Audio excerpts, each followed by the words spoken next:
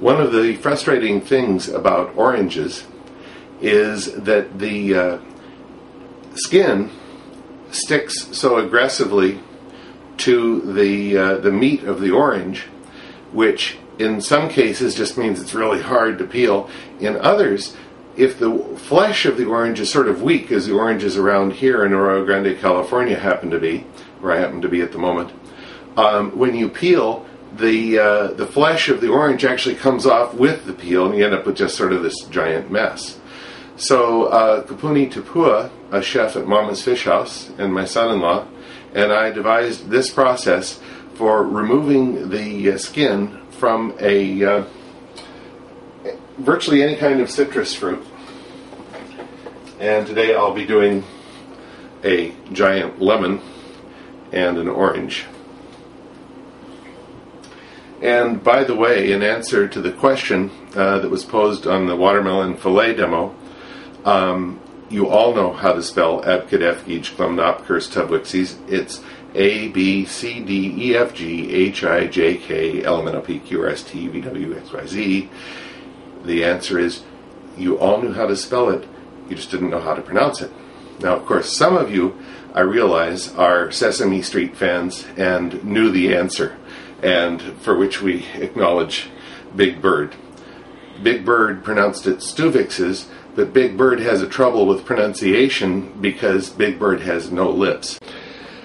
So, hydropeeling a citrus means taking fundamentally the same knife that you used to cut up to the seed line in the watermelon and making a small hole where the skin of the orange is relatively flat that goes through the skin and into the interior of the orange, not necessarily the inside, but just the surface layer. And then doing the same on the opposite side. This hole is arbitrary, but the orange tends to explode if you don't make it. Then you take your faucet and turn it on and adjust the water so that it's just starting to splash at the bottom, a very, very small stream. I don't know if you can see that. Let's see. Here. See there? And it just the Reynolds number exceeds 2,000 just before it strikes the surface of the sink. Somebody told me about the Reynolds number. I don't know if that's really true, but it sounds so good that I've used it as a consultant. So now you take, actually that's even a little fast. I would slow this down somewhat.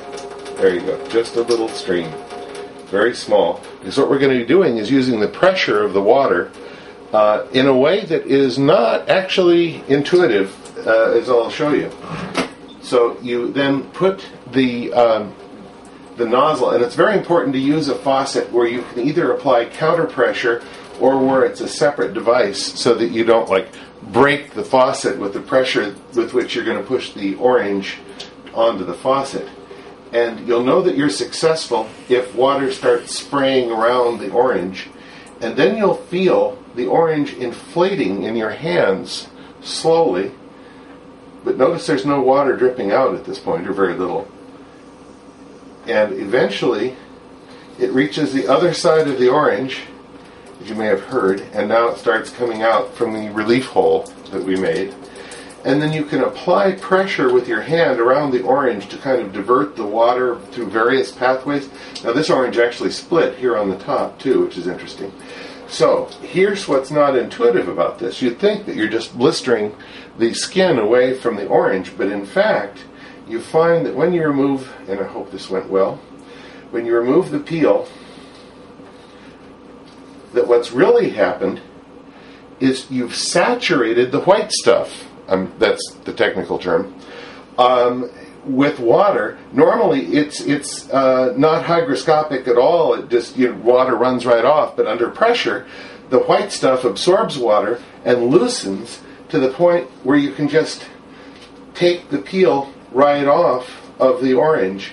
Now there's one little area where I didn't get it evenly distributed, but it's minor. This orange would have been much more difficult to peel had we not used the hydropeeling approach, and it would have taken longer as well, especially, you know, when you're not doing a demo and you're moving into production mode. Now, this leaves the outside of the orange looking like this, which, if you know, Kapuni unfortunately couldn't use this in his professional orange preparation because the restaurant requires that he actually removes all of the white stuff from the outside of the orange. But for home use, this is great. And it works not just for oranges, but for other citrus as well.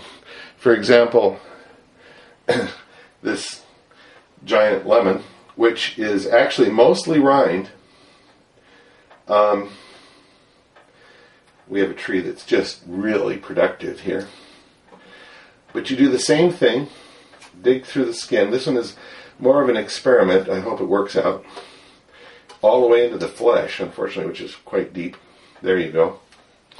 And I may have made that too big. We'll find out. I'll try and make it smaller on this side.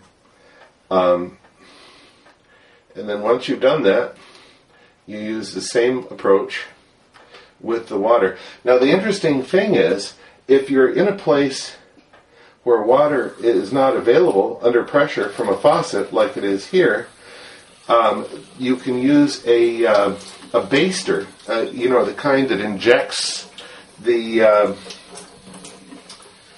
basting fluid into the meat.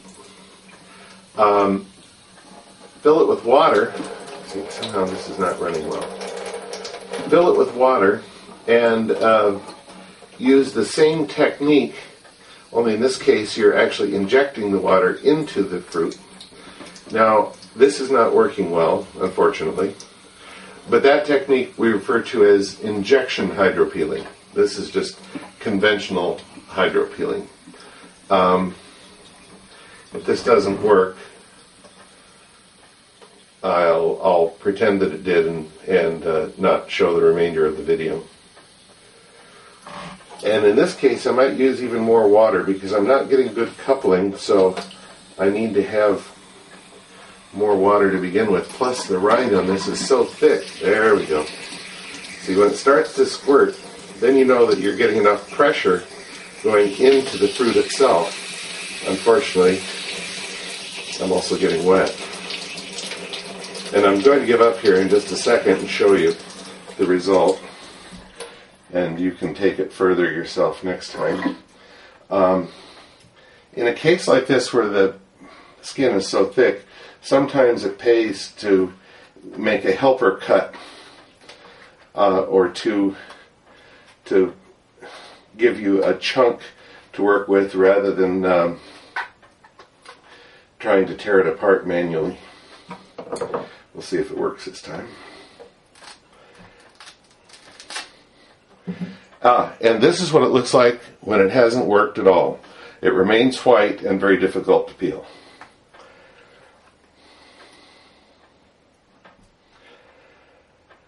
Well, heck.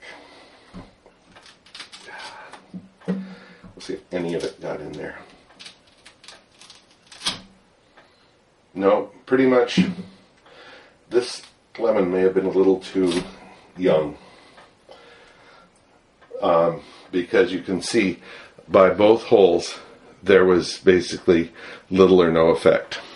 Oh well. Next time we do it, I'll try and choose a younger or an older orange, older lemon. But this concludes the hydropeeling demo.